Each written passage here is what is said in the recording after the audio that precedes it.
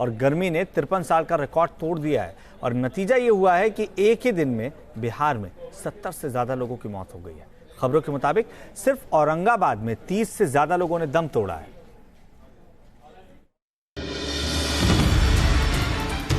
बिहार में आई मौत की गर्मी। प्रचंड गर्मी ने तोड़ा 53 साल का रिकॉर्ड। लू से एक दिन में 70 से ज्यादा लोगों की मौत। बिहार में भीषण गर्मी और लू की लहर ने लोगों पर कहर बरपाना शुरू कर दिया है।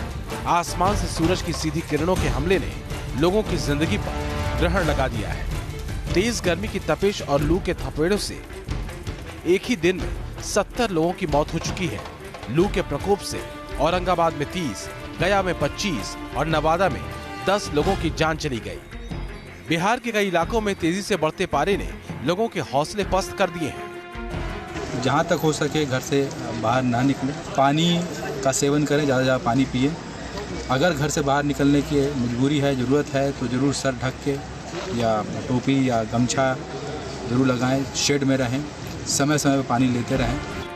तेज गर्मी और लू के थपेड़ों की चपेट में आकर कई लोग अस्पताल पहुंच चुके हैं। बिहार के कई जिलों में आसमान से किस कदर आग बरस रही है, इसका अंदाजा आपको तेजी से चढ़ते पारे से हो जाएगा।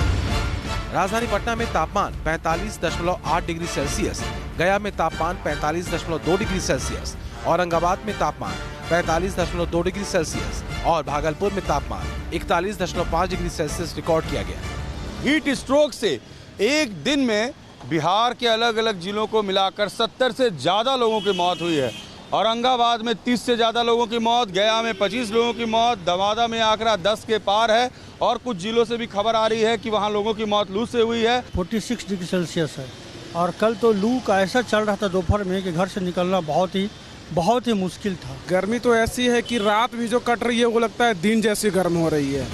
मौसम के जानकारों के मुताबिक आने वाले दिनों में लोगों को लू से राहत मिलने की उम्मीद नहीं है। पटना, गया, राजगीर, नालंदा, औरंगाबाद, नवादा और भागलपुर के आसपास के इलाके लू की चपेट में रहेंगे। इन सभी शहरों में तापमान 44 डिग्री के आसपास रह सकता है।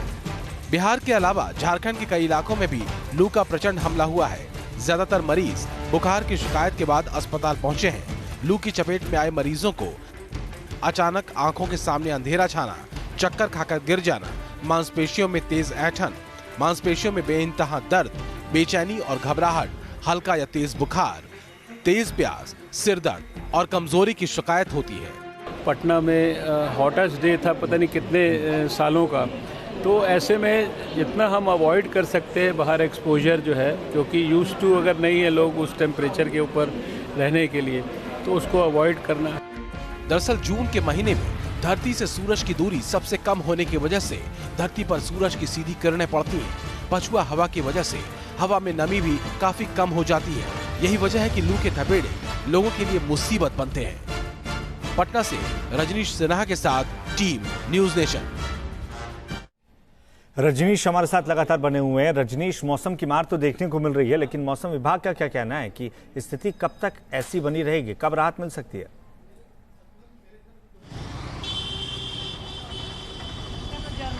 देखिए, जो बुरी खबर है वो ये है कि मौसम विभाग ने ये कहा था कि 48 घंटे तक तो राहत मिलने की उम्मीद नहीं है।